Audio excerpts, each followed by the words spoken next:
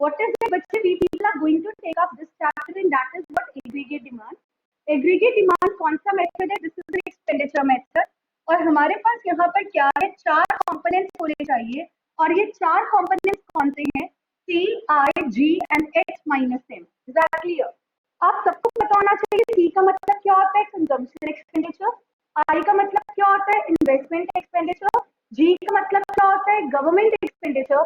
और X minus M का मतलब क्या होता है? Net export. Is that clear?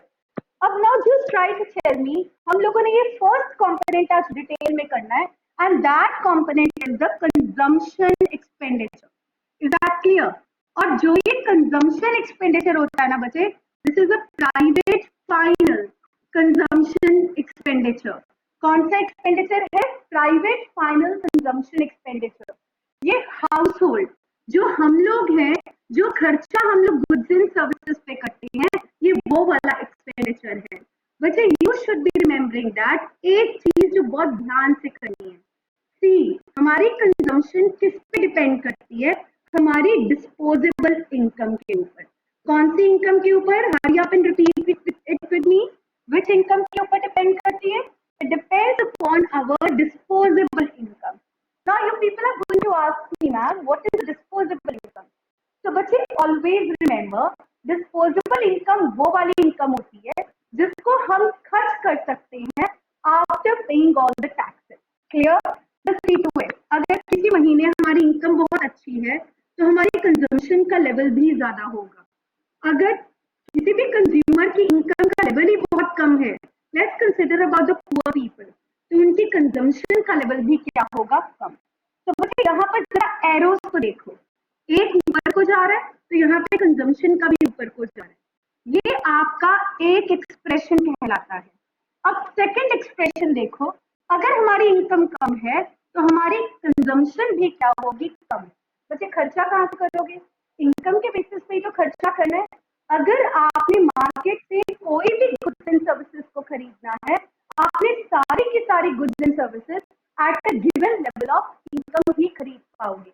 जिसके पास इनकम है वो बहुत सामान खरीद सकता है, जिसके पास इनकम कम है उसकी कंजम्पशन बहुत लिमिटेड हो जाती है. लेकिन हाँ, एक चीज याद रखना, जिसके पास कोई भी इनकम नहीं है ना, फिर भी वो भूखा नहीं सोता, कुछ ना कुछ कंज्यूम करता है. कहाँ से? इकोनॉमिक्स में मान के चलते हैं पास्ट सेविंग. कहाँ से कंज्यूम करता है? पास्ट सेविंग से. Is that clear? So बच्चे let's try to understand. I will be just telling you one story about Dhirubhai Ambani here. यहाँ पर आपके पास क्या आ गया? आपका level of income. But बच्चे before that one very important point. ये टॉपिक को करने से पहले आपको 2-3 चीजें बहुत देखनी है. इस चैप्टर के अंदर हमने कौन कौन से वेरिएबल्स देखने हैं, पहले हम वो देख लें. इस चैप्टर में हम लोग एग्रीगेट डिमांड देखेंगे, हम लोग यहाँ पर क्या देखेंगे? कंजम्पशन देखेंगे, इन्वेस्टमेंट देखेंगे, सेविंग्स देखेंगे, इनकम देखेंगे. Is that clear? ये 4 वेरिएबल्स है that we people are going to pick up and also aggregate supply, right? These are the 5 variables that we, sorry, 6 variables जो हम लोग देखेंगे. बस एक चीज का ध्यान रखना यहाँ पर, that aggregate demand, consumption, savings, income, aggregate supply all increases at a constant rate. कौन से रेट पे इंक्रीज करते हैं ये सारे के सारे? ये सारे के सारे इंक्रीज कर रहे हैं कांस्टेंट रेट के ऊपर. Do you know what is a constant rate? जब इनमें जो रेट ऑफ इंक्रीज है वो बिल्कुल क्या है? सेम है. जब आपका जो रेट ऑफ इंक्रीज बिल्कुल सेम होगा, that rate is known as a constant rate. कौन सा रेट कहलाता है? वो कांस्टेंट रेट कहलाता है. Is that clear to you? I repeat it once again. आपका aggregate demand, consumption, saving, income और एग्रीगेट सप्लाई, ये सारे के सारे कर्व किस रेट से इंक्रीज कर रहे हैं? They are increasing at a constant rate. Which rate, everybody? Constant rate. Is that clear? I repeat it. Aggregate demand, consumption, saving, income and aggregate supply. ये सारे के सारे इंक्रीज करते हैं कांस्टेंट रेट से. बच्चे अब इन कर्व्स में से ध्यान रखना, income and aggregate supply, right. Income और एग्रीगेट सप्लाई हमेशा कहां से ओरिजिनेट करेंगे? Originates from the point of origin, originates from point of origin. कहां से ओरिजिनेट करते हैं? पॉइंट ऑफ ओरिजिन से, पॉइंट ऑफ ओरिजिन से। Is that clear? तो कहां से ओरिजिनेट करते हैं? Point of origin. बच्चे ये नोट डाउन करके रखना है, ये पूरे के पूरे चैप्टर का ये बेस है कि आपने एक एग्रीगेट डिमांड को देखना है, एक आपने सी का मतलब कंजम्पशन कर्व देखना है, आई मतलब इन्वेस्टमेंट, एस का मतलब सेविंग, वाई का मतलब इनकम और एस का मतलब एग्रीगेट सप्लाई। क्लियर? तो यहाँ पर जो एडी है, सी है, एस है, वाई है और एग्रीगेट सप्लाई है, ये सारे के सारे curve increases at constant rate. Which rate? Constant rate. Is that clear? बहुत इंपॉर्टेंट है ये पॉइंट, जिसमें से इनकम और एग्रीगेट सप्लाई तो पॉइंट ऑफ ओरिजिन से ओरिजिनेट होते हैं, but aggregate demand and consumption originates from OY axis. हमारा एग्रीगेट डिमांड और कंजम्पशन कहां से ओरिजिनेट होता है? OY एक्सिस से। And saving originates from OY dash axis. Do you know what is OY dash axis? ध्यान से देखो, ये देखो, अभी आपको क्लियर हो जाएगा। Y axis, X axis, Y dash point of origin. Is that clear? ध्यान से देखना, पॉइंट ऑफ ओरिजिन से बच्चे कौन सा कर्व ओरिजिनेट होगा? Hurry up and let me know. Point of origin से निकलेगा income and aggregate supply curve. कौन सा curve? Income and aggregate supply curve. Is that clear? अब वाई एक्सिस से कौन से कर्व ओरिजिनेट होंगे? Aggregate demand and consumption curve, right. अब वाई डैश नेगेटिव जोन बोलते हैं इसको, नेगेटिव जोन से कौन सा कर्व ओरिजिनेट होगा? Savings curve. And Y dash का मतलब negative zone. Is that clear to you? ये डायग्राम के बेसिस पे मैंने आपको बताया कि जो हमारा पॉइंट ऑफ ओरिजिन है वहां से कौन से कर्व निकलेंगे? Income and aggregate supply curve, AD और कंजम्पशन कर्व वाई एक्सिस से और सेविंग का curve X dash Y dash axis से, जो कि नेगेटिव जोन में होगा। Is that clear? लेकिन याद यही रखना है, ये सारे के सारे कर्व किस रेट से इंक्रीज हो रहे? कांस्टेंट रेट से। आई होप आप सबको पता है ना what are the rates here. एक कांस्टेंट रेट होता है, एक डिमिनिशिंग रेट होता है, एक इंक्रीजिंग होता है। Look on the board here for the constant rate. मेरी इनकम 0, फिर 50, फिर यहाँ पर 100, फिर 150, फिर 200। ध्यान से देखो, इनके बीच में गैप कितना आ रहा है? 50 और 0 में कितने का गैप है बच्चे? कोई एक जना माइक ओपन कर बताओ जरा, हरिया। 50 और 0 में कितने का गैप है? ओपन द माइक, हरिया। 50। 100 और 50 में कितने का गैप है? 50। 150 और 100 में कितने का गैप है? 50। 200 और 150 में कितने का गैप है? 50। लगातार 50-50 का गैप आ रहा है। इसका मतलब यहाँ पर ये जो वैल्यूज है इंक्रीज कर रही है किस रेट से? कांस्टेंट रेट से। Is that clear? जब दो जो वैल्यूज होती है उनमें इक्वल गैप आता है, एंड तक इक्वल गैप आता है, तब हम लोग क्या बोलते हैं? ये कर्व्स इंक्रीज करते हैं किस रेट से? कांस्टेंट रेट से। क्या आपको ये पॉइंट पता लग गया? तो यहाँ पर ये वैल्यूज किस रेट से इंक्रीज हो रही है? Here the values are increasing, values are increasing at a constant rate. कौन सा रेट है बच्चे? कांस्टेंट रेट है। ये चैप्टर में समझना बहुत जरूरी है। अगर ये चीज समझ ली ना, तब आप लोग शेड्यूल आराम से बना सकते हो, तब हमारे को शेड्यूल बनाने में कोई प्रॉब्लम ही नहीं होगी। Is this point clear to everyone? Hurry up and let me know. Yes, so I repeat it once again. Before starting with the consumption expenditure, मैंने आपको क्या बताया? हमारे यहाँ पर कितने कर्व्स आने वाले हैं? AD, C, I, X, Y and aggregate supply. और और इन सारे कर्व में से एडी का curve, I am just putting it out ताकि आपको ये क्लियर हो जाए।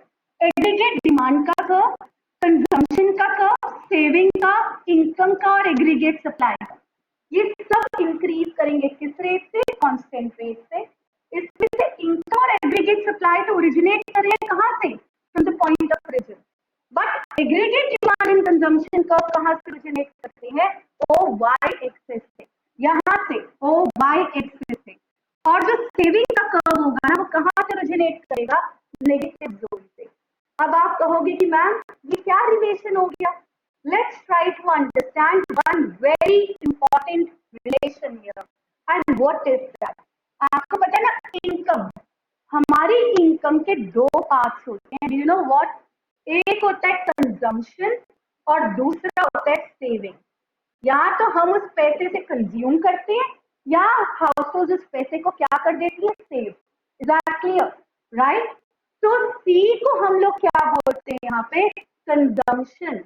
और एस को क्या बोलते हैं? सेविंग। इनकम दो चीजों को मिला के बनता है, एक होता है कंजम्पशन, एक होता है सेविंग। ये याद रखना।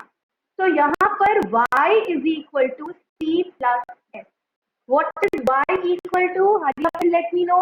y किसके बराबर होता है बच्चे? इनकम किसके बराबर होता है? माइक ओपन करो और hurry up in answer me.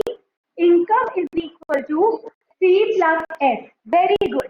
Now just try to understand. मुझे सी की वैल्यू चाहिए।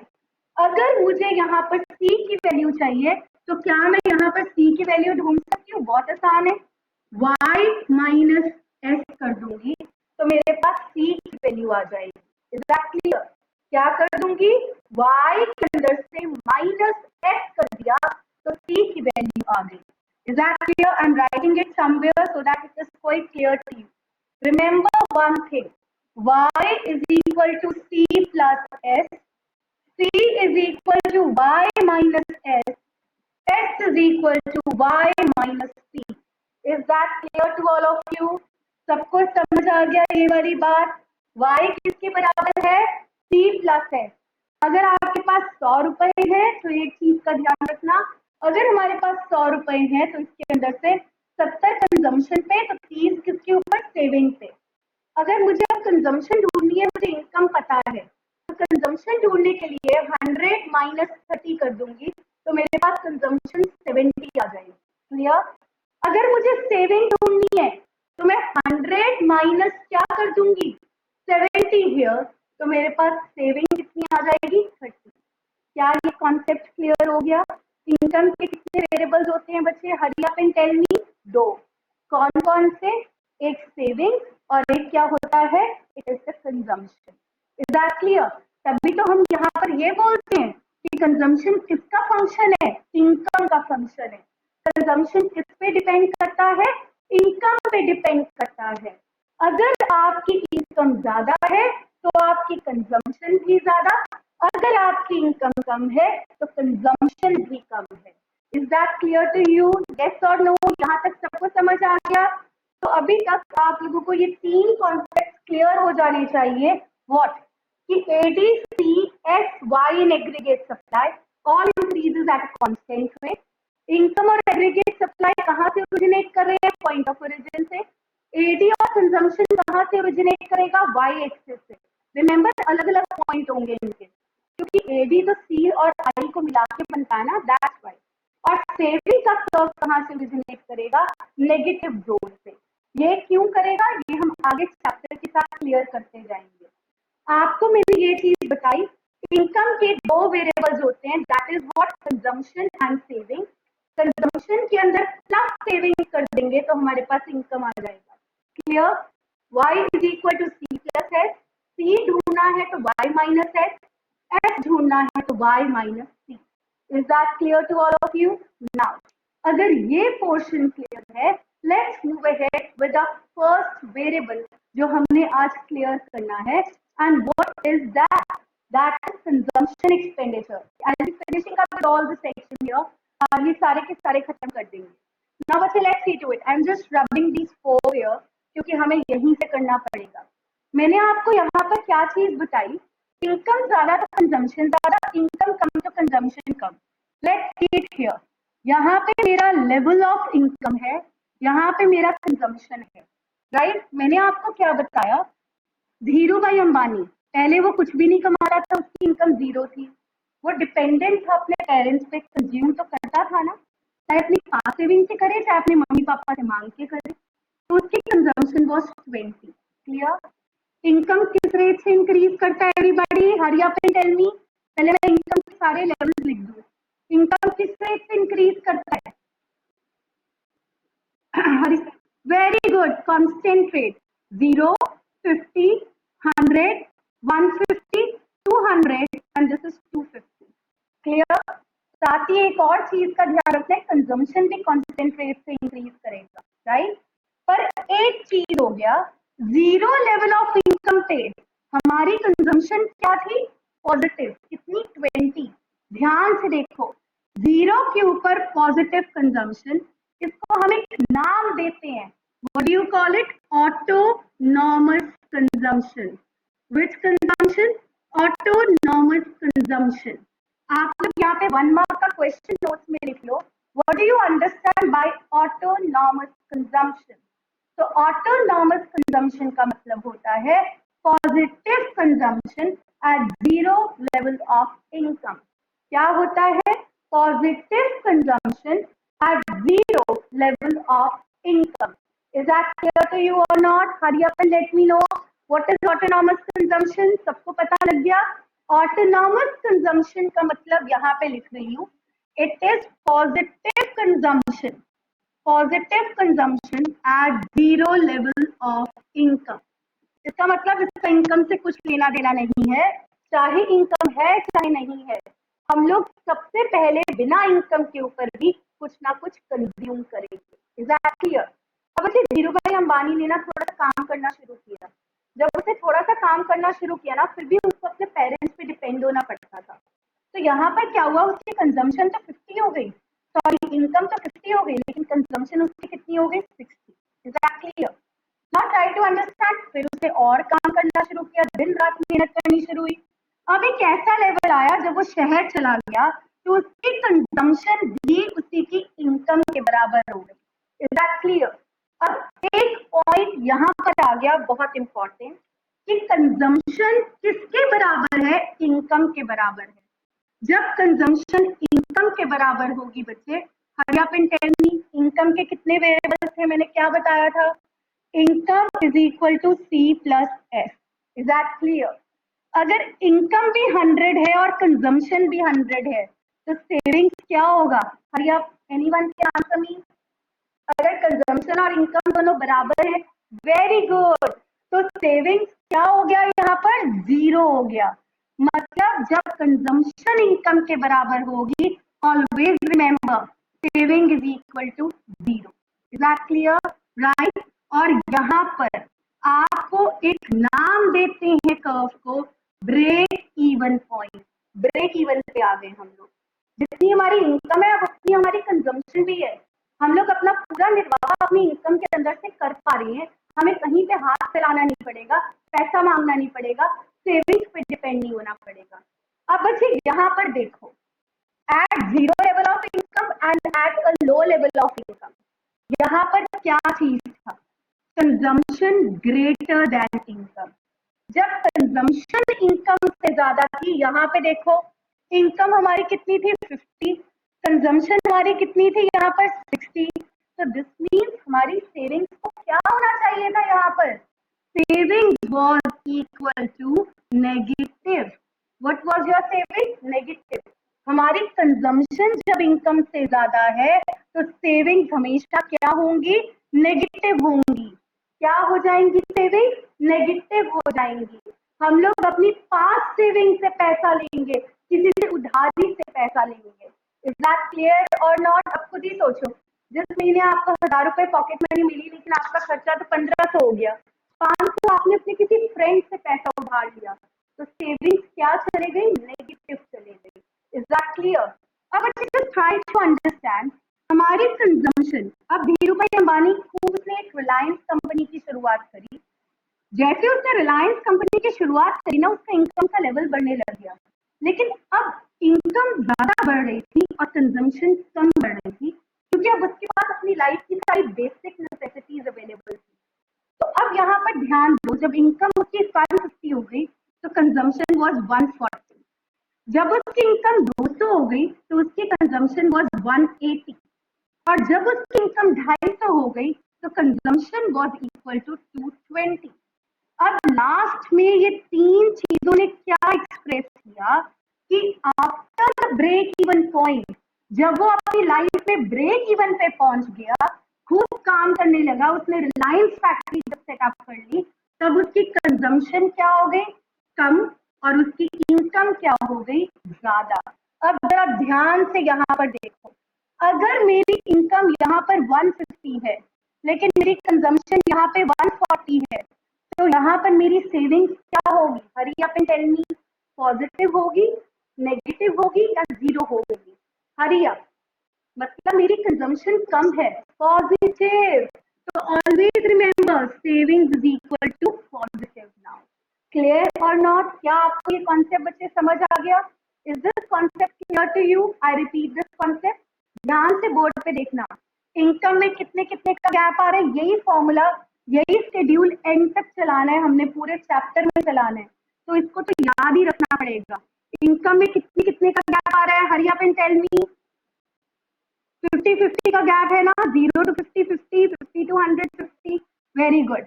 अब कंजम्पशन हमेशा पॉजिटिव से शुरू करना। मैंने 20 ले लिया, आप 30 भी ले सकते हो, लेकिन गैप आगे इक्वल रखना है। ये देखो 20 और 60 में कितने का गैप है? 40 का। 60 और 100 में भी कितने का गैप है? 40 का। 100 और 140 में भी कितने का गैप है? 40 का। 180 और 140 में भी 40 का। 220 और 180 में भी 40 का गैप। सीवी किस रेट से इंक्रीज कर रहा है? कांस्टेंट से। और इनकम भी किस रेट से इंक्रीज कर रही है? कांस्टेंट रेट से। Is that clear? नाउ बच्चे, let's see to it, and we have a diagram here. और वो डायग्राम किस चीज का बनाएंगे? अब कंजम्पशन का डायग्राम बनाएंगे। Is that clear? किसका डायग्राम बनाएंगे after learning the schedule? Consumption. Can anyone tell me what is the shape of a consumption curve? Hurry up.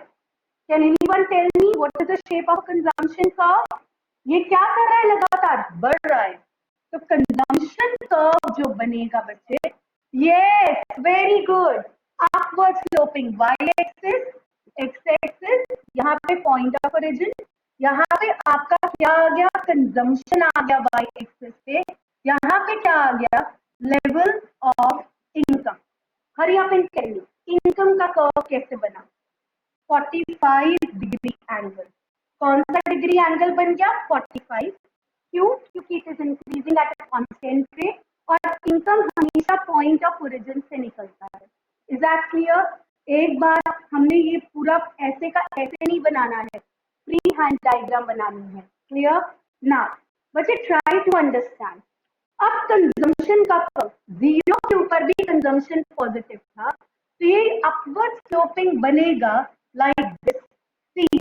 But ये भी किस रेट से इंक्रीज करेगा? कांस्टेंट रेट से। किस रेट से इंक्रीज करेगा everyone? Constant rate. So what is this point known as? This point is known as break even point. कौन सा पॉइंट बोलते हैं इसको बच्चे? Hurry up and speak out. Break even point. मतलब consumption is equal to Y, saving is equal to zero. Is that clear to all of you? Consumption किसके बराबर हो गया बच्चे? वाई के बराबर हो गया। और इनकम किसके बराबर हो गई? Income is equal to the level of savings in N, sorry, consumption is equal to income, और सेविंग्स किसके बराबर हो गई? Savings is equal to zero here. What is the savings equal to? Savings is equal to zero here. Is that clear? क्या ये concept समझ आ गया? Any problem to anyone in this concept here? Very good. सबको clear है ये concept? Now, let's try to understand बच्चे. If this concept is perfectly clear to you, तो यहाँ से हमें क्या पता चला? हमारा C का कर्व ना यहाँ से ओरिजिनेट हुआ है। ये देखो, ये मैंने बोल्ड पॉइंट किया है जो, ये वाला यहाँ से कंजम्पशन का कर्व शुरू हुआ, इसको मैं सी कंजम्पशन कर्व। अब ओ और सी के बीच में ये जो गैप है ना, इस गैप को हम लोग एक नाम देते हैं। What do you call it? I told you, हम इस गैप को क्या बोलेंगे? Autonomous consumption. What it is known as? Autonomous consumption, जिसका मतलब है positive consumption at zero level of income. Clear और not? What is it? It is the autonomous consumption, जिसका मतलब है पॉजिटिव कंजम्पशन है किस लेवल ऑफ इनकम के ऊपर? जीरो लेवल ऑफ इनकम के ऊपर। Is that clear to all of you? Yes और no? Hurry up and let me know. समझ आ गया आप लोगों को? Very good. अब यहाँ पर देखो, इस पॉइंट के ऊपर सी वाई के बराबर, और जब सी वाई के बराबर होती है तब सेविंग्स क्या होगी? जीरो। अब थोड़ा इससे पहले देखो, यहाँ पर ये ट्राइंगल सा देखो, ये क्या एक्सप्रेस कर रहा है? Triangle is expressing that consumption is greater than income. ये कर्व कंजम्पशन का ऊपर है और इनकम का कर्व नीचे है। कंजम्पशन इनकम से ज्यादा है और हमारी सेविंग्स यहाँ पर क्या है? Negative. What about our savings? Negative. देखो यहाँ पे सेविंग्स होनी हो तो 0 माइनस 20 माइनस 20, 50 माइनस 60 माइनस 10।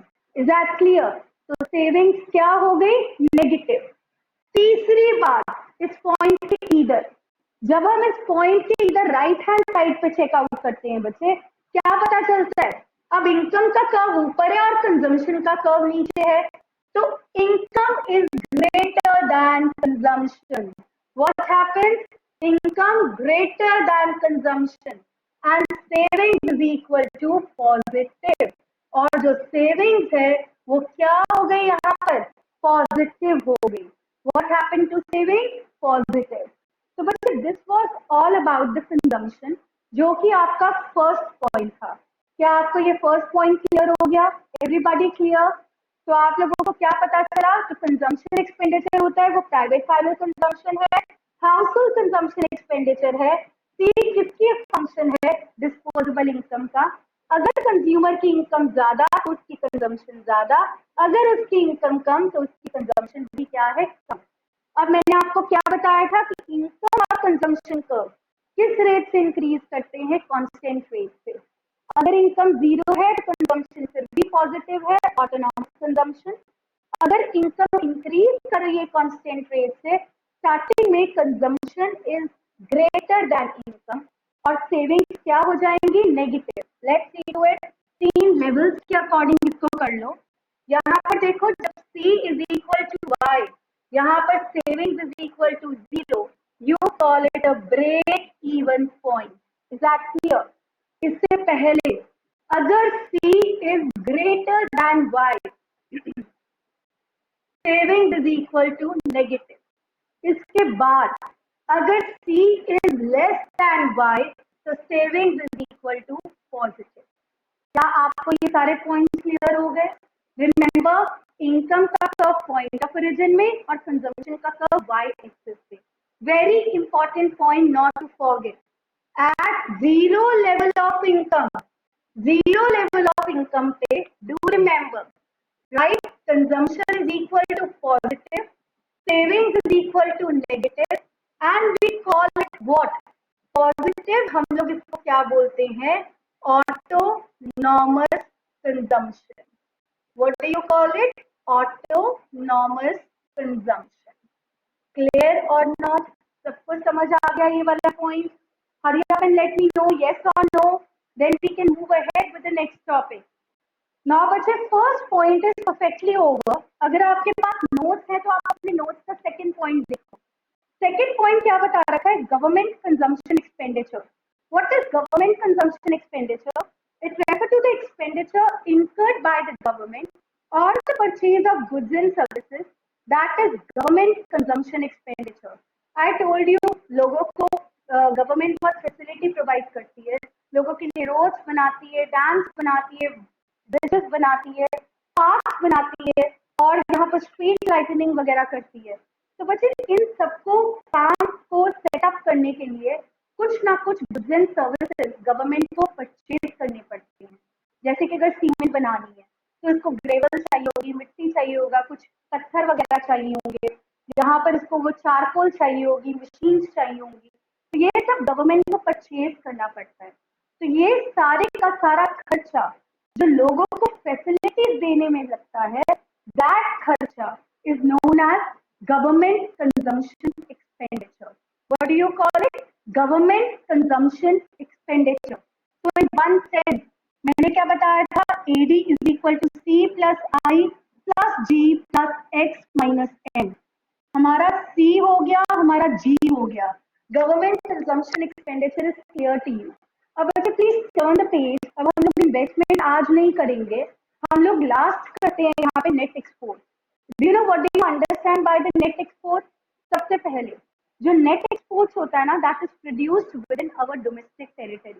जो एक्सपोर्ट्स होते हैं, जो एक्सपोर्ट का मतलब जो सामान हम लोग बनाते हैं और हम उसको बाहर बेचते हैं, क्योंकि बाहर वाले लोग उसको हमारे गुड्स को डिमांड कर रहे हैं.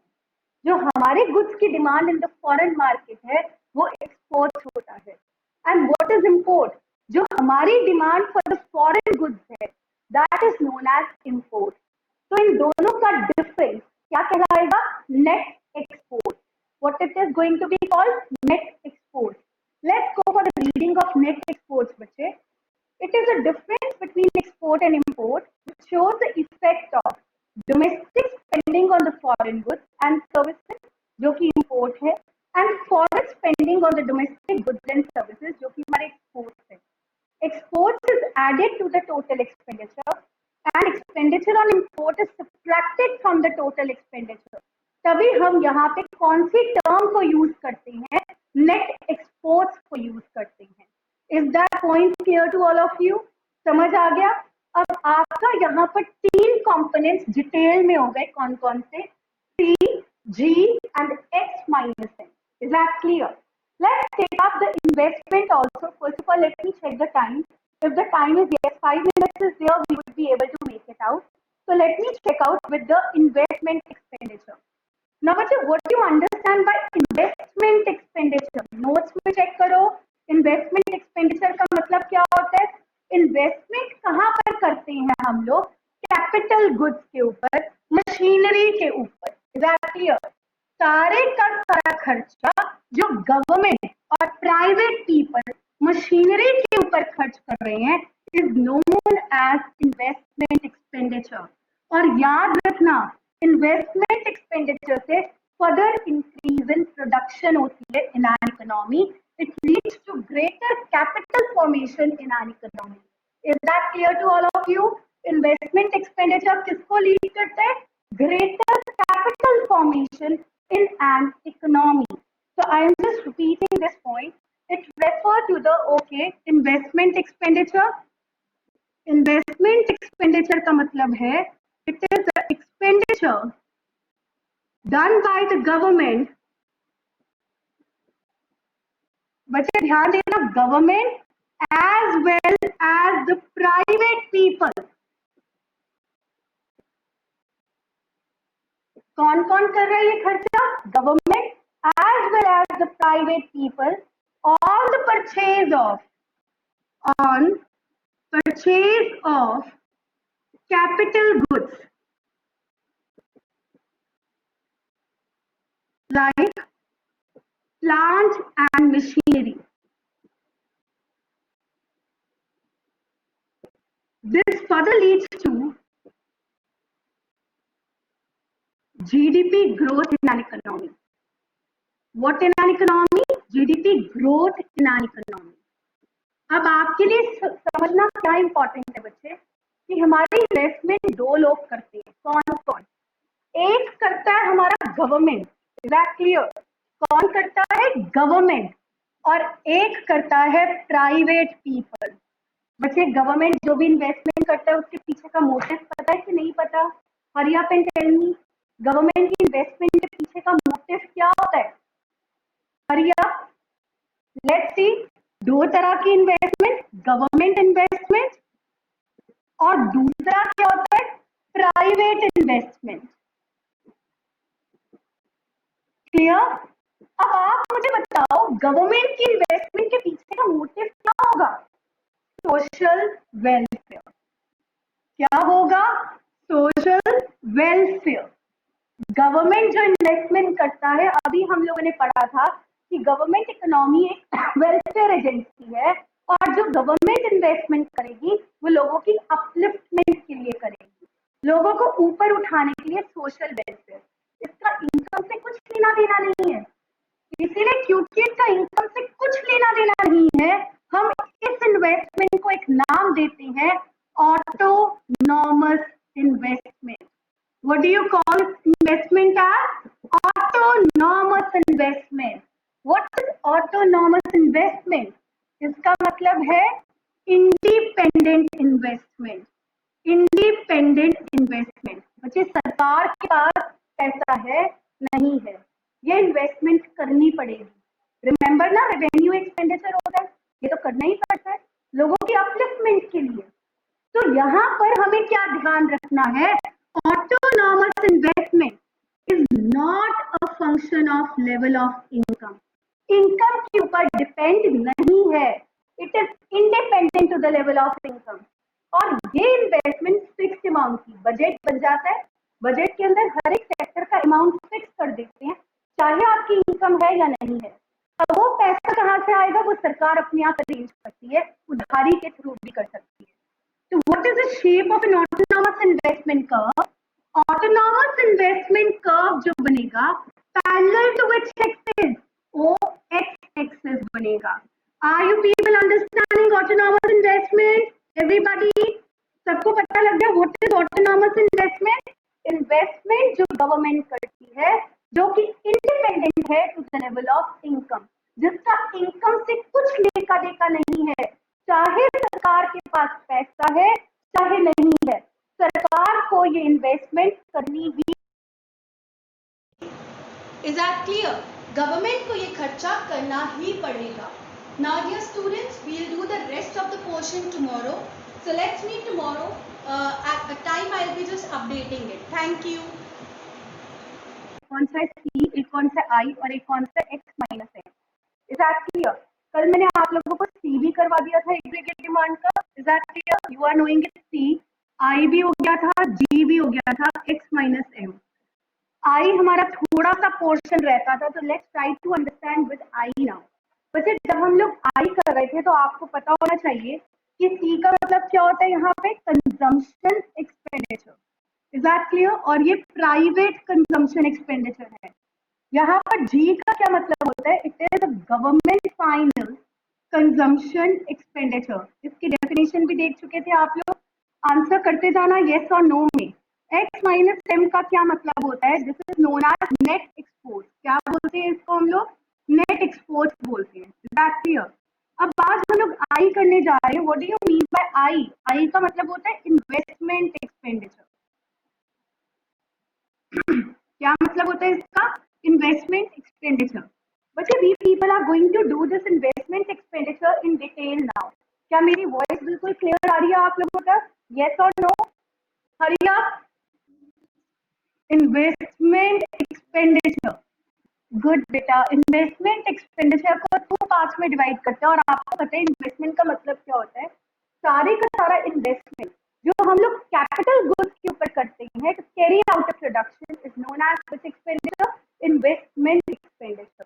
Is that clear? और ये इन्वेस्टमेंट दो लोग करते हैं, कौन कौन? एक investment is done by the private people. Is that clear? और एक investment is done by whom? By the government. Is that clear?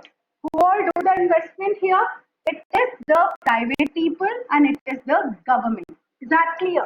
कल आप लोगों को याद रहना चाहिए, मैंने आप लोगों को क्या बताया था यहाँ पर, कि ये जो इन्वेस्टमेंट होती है प्राइवेट पीपल की इन्वेस्टमेंट को हम लोग एक नाम देते हैं। And what is the name given to this type of an investment?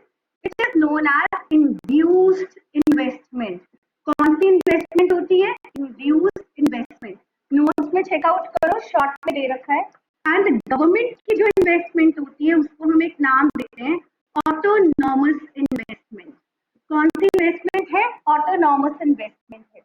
बच्चे अब इंड्यूस कोई भी प्राइवेट बताए वो कोई इन्वेस्टर के लिए थोड़ा काम करेगा, वो क्यों काम करता है, ताकि वो क्या गेन कर सके, इन्वेस्ट करता है ताकि वो क्या कर सके, प्रॉफिट को अटेन कर सके। तो ऑलवेज रिमेंबर दैट हमारी जो इंड्यूस्ड इन्वेस्टमेंट है इज गवर्न्ड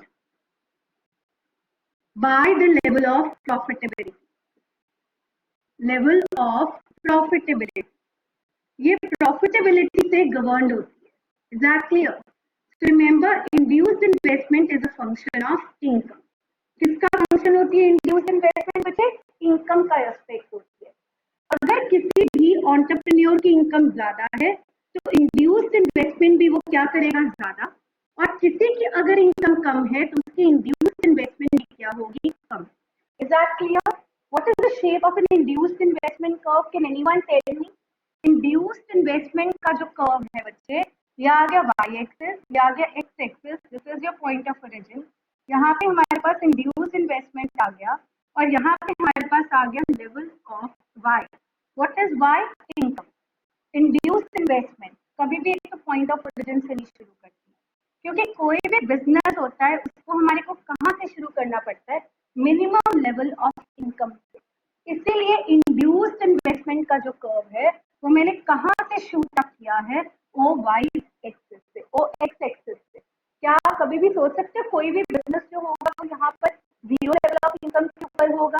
नहीं, हमेशा कोई ना कोई बिजनेस शुरू करने के लिए एक मिनिमम लेवल ऑफ इनकम बहुत जरूरी है।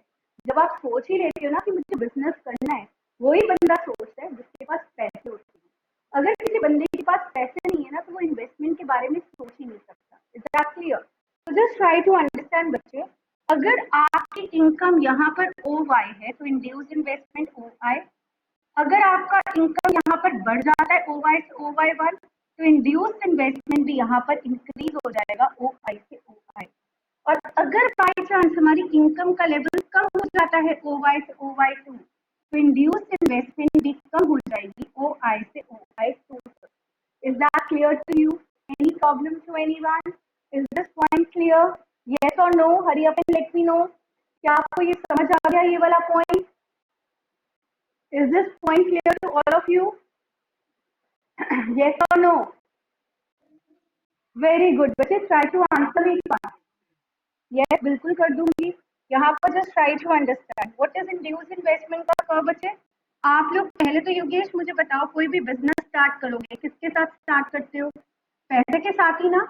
तो हमारे पास कुछ ना कुछ लिमिटेड इनकम होनी चाहिए। जब हमने सोच ही लिया कि हमारे को एक बिजनेस स्टार्ट करना है तो हमारे पास एक मिनिमम लेवल ऑफ इनकम का होना जरूरी है। इसलिए इंड्यूस्ड इन्वेस्टमेंट के कर्व को मैं किस एक्सिस से स्टार्ट करूंगी? ओ एक्स एक्सिस। किस साइड स्लोप करेगा? Upward, positive relation. व्हाई? क्योंकि अगर मेरी इनकम ज्यादा है तो मेरा इंड्यूस्ड इन्वेस्टमेंट ज्यादा, अगर मेरी इनकम कम है तो मेरा इंड्यूस्ड इन्वेस्टमेंट कम। तो कौन सा रिलेशन आ गया यहाँ पे योगेश? पॉजिटिव रिलेशन आ गया। और पॉजिटिव रिलेशन के कारण से ये कर्व किस साइड स्लोप कर रहा है? It is sloping upward. किस साइड स्लोप कर रहा है? अपवर्ड स्लोपिंग कर रहा है। Is that clear? तो जस्ट ट्राई टू अंडरस्टैंड, अगर मेरे को एक तो यहाँ से ये इसका क्या मतलब है? This is the minimum income required to start a business.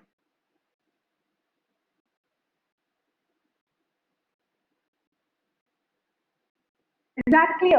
Now, अगर मेरी इनकम ओ वाई है तो मेरी इन्वेस्टमेंट ओ आई। अगर मेरी इनकम ओ वाई से बढ़कर ओ वाई वन तो मेरी इन्वेस्टमेंट भी बढ़ जाएगी ओ वाई से ओ आई वन। और अगर मेरी इनकम कम हो जाती है तो मेरा इन्वेस्टमेंट का लेवल भी कम हो जाता है। Is that clear? तो कौन सा रिलेशन आ गया यहाँ पे इन्वेस्टमेंट के बीच में? It is particularly the positive relation. I hope अब डायग्राम क्लियर होगी बेटा। यस और नो?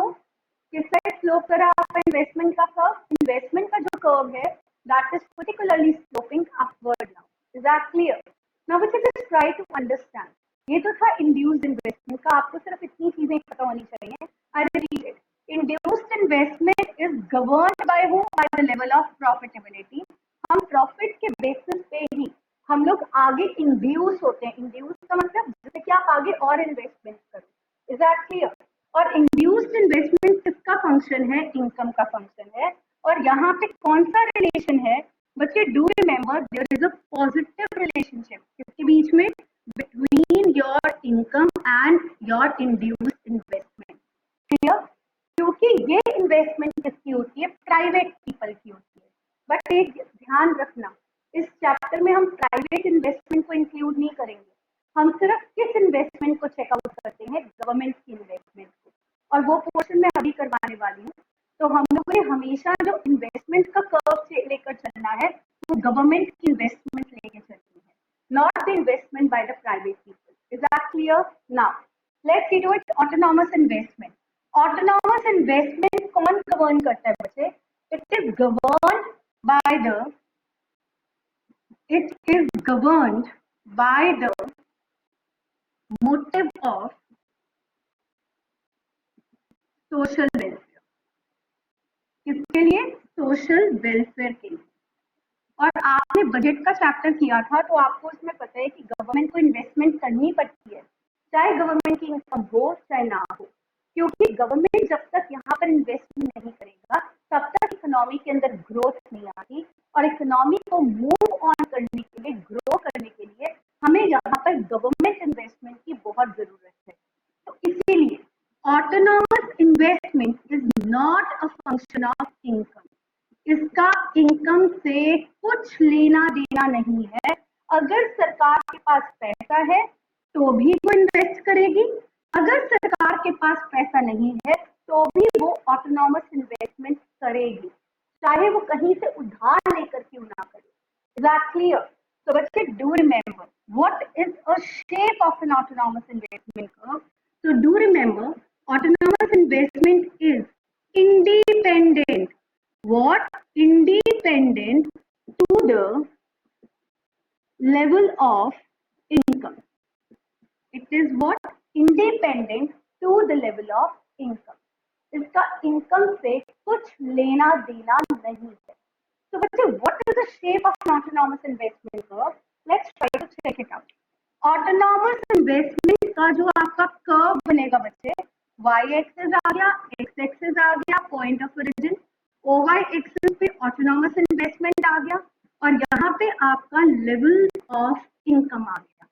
ये ऑटोनॉमस इन्वेस्टमेंट का curve is parallel to which axis? OX axis. ये क्या बता रहा है? अगर एक कंज्यूमर की इनकम, नेशन की इनकम 0 है तो भी ऑटोनॉमस इन्वेस्टमेंट फिक्स है OA के ऊपर। अगर उसकी इनकम का लेवल बढ़ रहा है तो भी ये ऑटोनॉमस इन्वेस्टमेंट फिक्स ही रहेगी। ऐसा थोड़ा है अमेरिका है तो वो कहेगा अगर अमेरिका की तरह हमारे पास बहुत पैसा आने लग जाए तो हम सोचेंगे हम अमेरिका से भी आगे निकल जाए, हम और इन्वेस्टमेंट करते हैं। नहीं, इन्वेस्टमेंट गवर्नमेंट ने करनी है तो वो सोच समझ के बजट के अकॉर्डिंग इन्वेस्टमेंट करता है, चाहे इनकम ज्यादा चाहे इनकम कम। यहाँ से एक एरो में इस तरफ कर रही हूँ। अगर इनकम OY है तो भी ऑटोनॉमस इन्वेस्टमेंट OA, अगर आपकी जो इनकम है OY से बढ़कर OY1 तो भी ऑटोनॉमस इन्वेस्टमेंट इतनी, अगर इनकम घट जाती है OY से OY2 तो भी ऑटोनॉमस इन्वेस्टमेंट इतनी है। This means what is the shape of an autonomous investment curve? Can anyone tell me? Autonomous investment curve is upward sloping? No. It is what? Parallel to OX axis. Is that clear? What in nature, bache? You will call it horizontal in nature. Horizontal in nature. This is all that you have to do as a component of AD। हमने investment के बारे में वैसे detail में अभी पढ़ेंगे, लेकिन अभी as a component of AD हमें इतना ही पढ़ना है। क्या आपको यहाँ से क्लैरिटी आ गई बच्चे? Hurry up and tell me yes और no.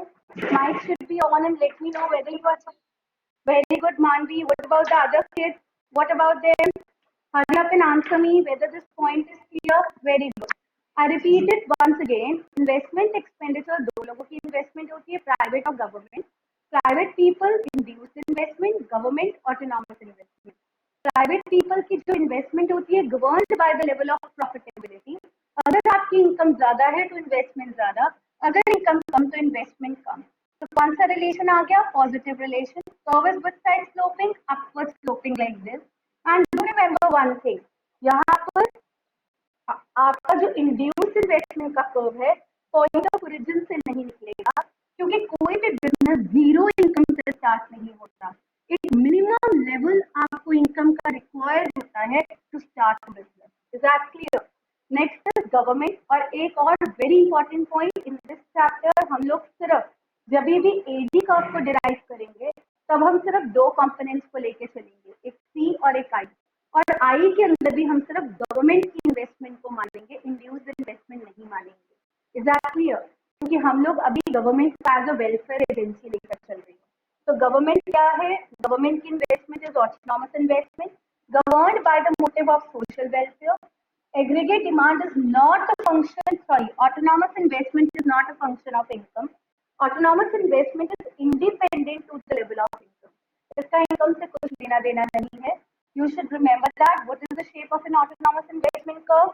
Parallel to OX-axis, horizontal in nature. Is that clear? So with this, we have come to the end of your first question. What are the components of aggregate demand? Hurry up and revise. कितने components थे बच्चे? चार. कौन से? P, I, G, X minus M. P was consumption. G was government final consumption. क्योंकि government सारा investment जो करती है goods and services पे consumption पे खर्चा करती है.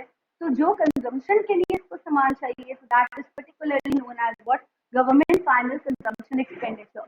Net export का मतलब क्या होता है? This is our demand for the foreign goods and this is the foreign goods लोगों की demand for our Indian goods. Is that clear?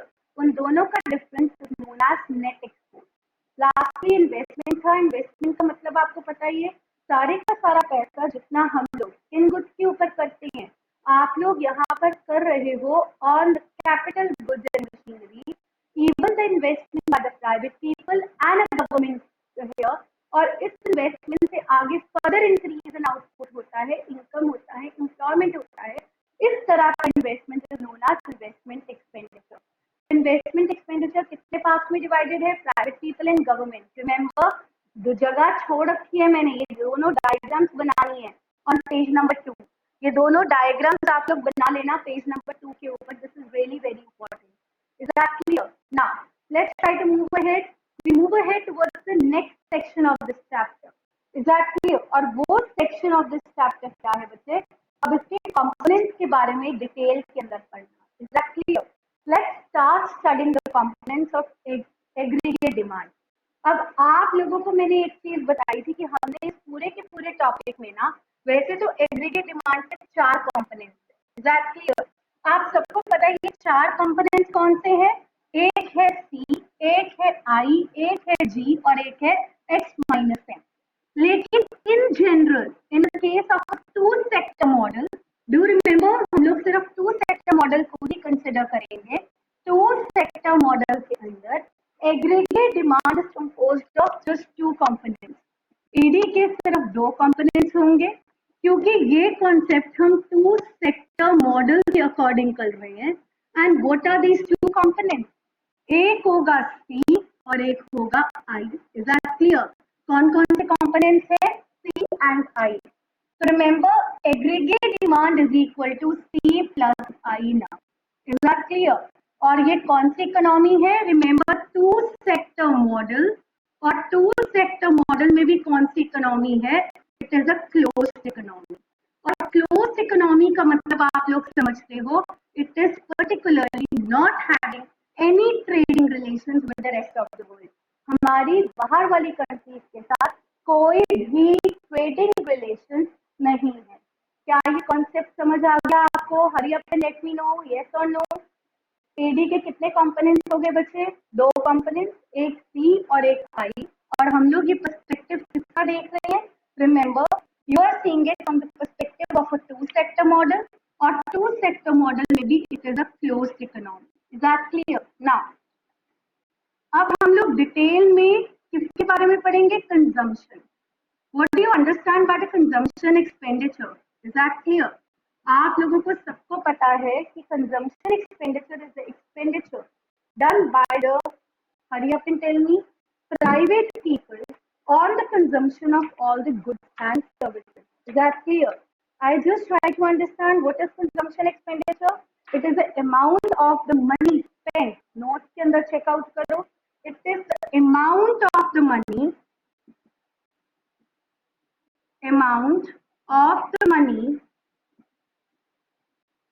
spent by the private people on the purchase of all final goods and services. Is that clear? क्या ये आपको समझ आ गया? सारे का सारा खर्चा, amount of money spent by whom? By the private people on the purchase of all the final goods and services. जितनी भी final goods and services हैं, उन पे जो खर्चा करते हो, that is known as what? The consumption expenditure. But it's very important. आपका जो कंजम्पशन है वो किसके ऊपर डिपेंड है? On the income, and this income is a disposable income. कौन सी इनकम है? Can anyone tell me? Disposable income. What do you understand by disposable income? जिस इनकम को आप खर्च कर सकते हो after paying all the taxes is known as disposable income. Is that clear? What is disposable income? It is the income that can be spent by the consumer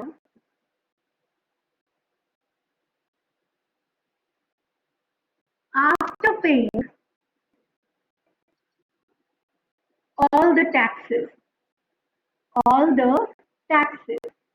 Once आपने government को सारे taxes पे कर दिए और taxes पे करने के बाद जो पैसा आपके पास बचा, जब आप उसको अपनी कंजम्पशन पे खर्च कर देते हो, that is known as what? It is known as your disposable income. बच्चे ध्यान से देखना यहाँ, यू शुड बी क्लियर. ये आप लोग भी चेकआउट कर सकते हो. जिस महीने आपकी पॉकेट मनी ज्यादा, पॉकेट मनी आपकी डिस्पोजेबल इनकम है. जिस महीने आपकी पॉकेट मनी ज्यादा, उस महीने आपकी कंजम्पशन ज्यादा, आउटिंग ज्यादा. हम ईटिंग ज्यादा करते हैं बाहर, ज्यादा ईटिंग आउटलेट्स के ऊपर जाते हैं. लेकिन जिस महीने हमारा इनकम का लेवल ही कम है, हमारे पेरेंट्स ने हमारे को पॉकेट मनी नहीं दी, कहते क्या करना है बाहर जाके, लॉकडाउन चल रहा है, तो उस महीने हमारी कंजम्पशन का लेवल भी क्या रहेगा? कम रहेगा. Is that clear? तो यहाँ पे कौन सा रिलेशन सामने आ गया? Please try to understand. Positive relation between what? Income, that is your disposable income, and consumption expenditure. And consumption expenditure. Is that clear to you? कौन सा relation आ गया? Positive relation between your disposable income and your consumption expenditure. Is that clear to all of you or not? Hurry up and tell me. सबको clear हो गया ये वाला? तो बेटे you should remember one thing. आपका consumption का यहाँ पर कौन सा रिलेशन आ गया? पॉजिटिव. अगर पॉजिटिव रिलेशन है तो consumption curve should be upward sloping. Consumption curve should be upward sloping. Is that clear or not? अब एक और चीज बता दो, क्या जीरो लेवल ऑफ इनकम पे आप कुछ ना कुछ कंज्यूम करते हो या भूखे सो जाते हो? हरी आप इन टेल मी, क्या आप कभी भूखे रह सकते हो? I don't think so. अगर नहीं भी है ना पैसे तो आपका फ्रेंड कहेगा चल यार कोई बात नहीं, तेरी जेब में नहीं है तो I will just give you a treat here, I will treat you, we will have a lavish enjoyment there. Is that clear? So this means what? At zero level of income consumption is always positive. Is that clear? Why? Because we consume from our past savings. कहाँ से consume करते हो आप लोग? अपनी past saving से. क्या sir, क्या बच्चों आपको सुनाई दे रहा है? ये समझ आ रहा है ये वाला topic? Hari up and let me no. जब आपकी कंजम्पशन पॉजिटिव है तब आप लोग यहाँ पर जीरो लेवल ऑफ इनकम पे भी कुछ ना कुछ कंज्यूम करोगे, क्योंकि आप कहाँ से कंज्यूम कर रहे हो? From your past saving. Is this point clear to you? Hurry up and let me know. Is my voice clear and audible to you? Mic open. Everybody. Yes or no? Very good. Your voice, my voice should be very much clear to you. Right? Now, just try to understand बच्चे, हम लोग कहाँ से consume कर रहे हैं? We are consuming from our past living. याद करो वैसे मैंने आपको सी और वाई का बता रखा है। अब बच्चे just try to understand at very low level of income, low level of income, बहुत कम level of income, consumption is greater than से इनकम। Is that clear? जब हमारा इनकम का लेवल बहुत कम होता है ना, एट वेरी लो लेवल, और साथ में यहाँ पर लिख रही हूँ even at zero level, zero level, consumption is greater than income. Is that clear? Consumption क्या होगी? Greater than income. ये तीन आउटकम्स हैं। तो ये हमारा फर्स्ट आउटकम था। फर्स्ट आउटकम क्या बता रहा है? At very low level of income, जब आपका इनकम का लेवल बहुत लो होता है। Okay, are you able to hear me? बच्चे, are you able to hear me?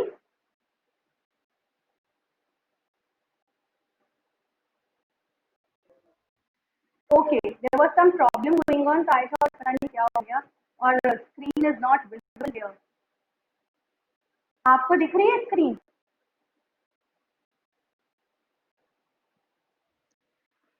Okay, just try to understand, but what? Just wait a minute. Let me come back to my video here. Okay, just try to understand at very low level of income, C is greater than Y, or even at a low level of income and zero level of income, consumption income से ज़्यादा होगी। Clear? अब हम लोग आते हैं यहाँ पे सेकंड पॉइंट के ऊपर। जब आप लोग सेकंड पॉइंट के ऊपर आते हो ना, तब आप क्या कहोगे? At a moderate level of income. Okay. Now, at a moderate level of income, ठीक ठाक से, ठीक है, level of income, C is equal to Y. What happens to C? Hurry up and let me know. Equal to Y. और जब C Y के बराबर होता है, मैंने आपको एक नाम बताया था. What do you call this? Hurry up and tell me. I'm not reminding this name. You call it a break-even point. Are you understanding this point? मैंने आपको ये बताया था, इस point को हम लोग क्या बोलते हैं? We call it a break-even point. इसका मतलब जितनी कंजम्पशन है उतनी ही हमारी इनकम है। अब हम पूरा खर्चा कर रहे हैं। ये मैंने आपको टॉपिक पूरा धीरू भाई अंबानी की कहानी के साथ बताया था। अब एक थर्ड लेवल और देख लो। थर्ड लेवल क्या होता है? Now at very high level of income, अब कंज्यूमर अच्छा खासा कमाने लग गया। धीरू भाई अंबानी ने रिलायंस फैक्ट्री का सेटअप कर लिया था। Now at high level of income, high level of income, what happens? Consumption is greater than income. Sorry, उल्टा लिख दिया। Income is greater than consumption. Is that clear to you? What happens? Starting के अंदर तो consumption greater than income थी, फिर consumption income के बराबर आ गई, और अब इनकम ज्यादा हो गई किससे? कंजम्पशन। क्या ये पॉइंट समझ आ गया आपको? अब हमारी इनकम क्या हो गई? Greater than consumption. तो बच्चे, what is this called now? Hurry up and let me know. हम इसको क्या बोलते हैं? We actually call it what? Just try to understand the stages of consumption function, or we call it the fundamental law of consumption. ये तीन stages को हम लोग क्या बोलते हैं? stages of consumption function, right? और psychological law of consumption, और कर fundamental law of consumption. And बच्चे, who gave this law? Can anyone tell me? ये law किसने दिया था? Do remember, this law was given by, this law on consumption and income was given by J.M. Keynes. किसने दिया था? J.M. Keynes, क्योंकि ये सारी की सारी हम लोग कीनेसियन अप्रोच कर रहे हैं। कौन सी अप्रोच कर रहे हो? Keynesian. Are you able to hear me everyone? Yes और no? Which approach are we doing? Very good. Keynesian approach. Now बच्चे just try to understand. अब यहाँ पर अब हम लोग शेड्यूल बनाएंगे और डायग्राम को चेकआउट करेंगे. Again do remember, मैंने आपको एक चीज बताया था, aggregate demand, consumption, savings and income all increases at a constant rate. किस रेट पे? constant rate पे. Is that clear or not? ये चीज दिमाग में बिठा के रखनी है. But do remember, AD, S and C does not originate from point of origin. Do not originate from the point of origin. Aggregate supply and income originates from point of origin. ये इस पूरे chapter में याद रखने की 3 चीजें हैं. Do remember कि आपका जो एग्रीगेट डिमांड है, कंजम्पशन और सेविंग और इनकम है, और सारे के सारे इंक्रीज करते हैं किस रेट से? कांस्टेंट रेट से. आपका जो एग्रीगेट डिमांड, सेविंग और कंजम्पशन है, do not originate from the point of origin. Aggregate supply and income originates from where? The point of origin. Is that clear to you? Yes or no? Hurry up and let me know. सबको ये चीज समझ आ गई? Now, please look into the matter here again. Dhiru bhai Ambani की कहानी start होती है. आपको पता है स्टार्टिंग में वो कुछ भी नहीं कमाता था और उसकी लेवल ऑफ इनकम क्या था? 0. लेकिन फिर भी वो भूखा नहीं सोता था क्योंकि उसके पेरेंट्स उसको दे रहे थे. तो उसकी यहाँ पर जो एग्रीगेट कंजम्पशन थी ना, कि जब आपका 0 लेवल ऑफ इनकम होता है तब आपकी कंजम्पशन कितनी होती है? 20. तो इसको हम लोग क्या बोलते हैं? Autonomous consumption. अब देखिए, अब आपकी इनकम का लेवल थोड़ा सा बढ़ा, लेकिन अभी भी आपकी कंजम्पशन क्या थी? हमारी ज्यादा. राइट. तो धीरू भाई अंबानी की कहानी कर रहे हैं कि जब धीरू भाई अंबानी कुछ भी नहीं कमाता था, फिर भी वो कुछ ना कुछ कंज्यूम करता था, either from taking borrowing his parents और फ्रॉम द पास्ट सेविंग. फिर थोड़ा सा उसने डेली वेज अर्नर का काम करना शुरू किया, तो अब उसकी कंजम्पशन लेकिन अभी भी ज्यादा थी, क्योंकि जितनी उसकी वेजेस थी वो उसकी कंजम्पशन वहां से पूरी नहीं होती थी. तो कंजम्पशन अभी भी ज्यादा थी उसकी इनकम से. Dear students, I told you कि आपका जो इनकम होता है उसके 2 पार्ट्स होते हैं. एक होता है सी और एक होता है एस. सी का मतलब कंजम्पशन और एस का मतलब सेविंग. अगर आपको इनकम भी दे रखी है और कंजम्पशन भी दे रखी है तो क्या आप सेविंग कर सकते हो? यस. अगर कंजम्पशन इनकम से ज्यादा है तो ऑब्वियसली सेविंग्स क्या होगी? नेगेटिव. अब हम आते हैं मॉडरेट लेवल ऑफ इनकम के ऊपर. Income again increase. अभी यहाँ पर 100 हो गई. जब इनकम 100 हो गई ना, तो उसकी कंजम्पशन भी अब इनकम के बराबर हो गई. और ये पॉइंट क्या कहलाया? This was called as a break even point. और ये हमारी फर्स्ट स्टेज थी, ये हमारी सेकंड स्टेज के अंदर आ गया. अब धीरू भाई अंबानी जब शहर में आ गया, बॉम्बे में आ गया, तो वो खूब काम करने लगा. तो जब उसने खूब काम किया तब उसकी कंजम्पशन अब इनकम के बराबर हो गई. Is that clear?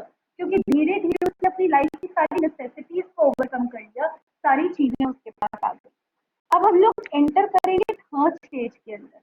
जब Dhiru bhai Ambani came to the third stage, अब उसने खूब काम करना शुरू किया तो उसकी इनकम और बढ़ने लग गई यहाँ पर. Is that clear? 150, 200, 250. लेकिन उसकी कंजम्पशन उतनी ज्यादा नहीं बढ़ी जितनी उसकी इनकम बढ़ रही थी. लेट्स सी, अब यहाँ पर it turns out to be 140, here 180, here 220. तो ये हमारा जो थर्ड स्टेज आ गया, ये क्या बताता है? यहाँ पर consumption is now less than income. और जब कंजम्पशन इनकम से कम होती है तब सेविंग्स क्या हो जाती है? Positive. What happened to the savings process? Savings turn out to be positive in nature. तो ये हमारे लिए कौन सी स्टेज बन गई? This became our third stage of consumption. Is that clear? Which stage of consumption here was it? Hurry up and let me know. Third. Is this point clear? क्या ये point सबको clear हो गया? Hurry up and let me know. Everyone, I'm starting with consumption once again. सिर्फ diagram ready है. I'm going to take up diagram right now. पहले इसको दोबारा से समझो. अब हमने क्या देखना है कि एडी के पूरे एडी के चैप्टर के अंदर एडी के दो कंपोनेंट्स होते हैं. एक होते हैं सी और एक होता है आई. अब हम लोगों ने ये सी और आई टू सेक्टर मॉडल में क्लोज सेक्टर में. सबसे पहले अब हम लोग कंजम्पशन एक्सपेंडिचर स्टार्ट करेंगे. कंजम्पशन एक्सपेंडिचर क्या होता है? It is the amount of money spent bye the private people on the purchase of all the final goods and services. Notes है तो notes में भी check करते जाओ. This point might be clear, right? C किसका function है बच्चे? Y का. और ये Y क्या है? Disposable income. It is the income that can be spent by the consumer after paying all the taxes. What is disposable income? This income को आप spend कर सकते हो after paying all the taxes is known as your disposable income. अगर आपकी income ज्यादा है तो कंजम्पशन भी ज्यादा है. अगर आपकी इनकम कम है तो कंजम्पशन भी कम है. Is that clear? तो यहाँ पे कौन सा रिलेशन आ गया? पॉजिटिव रिलेशन आ गया इनकम और कंजम्पशन के बीच में. ना मुझे दो पॉइंट्स जो हमारे को हमेशा याद रख के चलना है. What is that? Please try to understand. C का जो कंजम्पशन का कर्व होता है it should be with side sloping upward क्योंकि पॉजिटिव रिलेशन है. और एक जीरो लेवल ऑफ इनकम पे हमेशा जीरो लेवल ऑफ इनकम पे कंजम्पशन हमेशा क्या होती है? पॉजिटिव. क्योंकि हम कहाँ से कंज्यूम करते हैं? We consume from our past saving. कहाँ से कंज्यूम कर रहे हो? पास्ट सेविंग्स में से कंज्यूम कर रहे हो. अब यहाँ पर हमारे पास थ्री क्या आ जाती है? यहाँ पर three stages. First stage very low level of income and zero level of income. यहाँ पर सी क्या है? Greater than Y. फिर at a moderate level of income. जब आप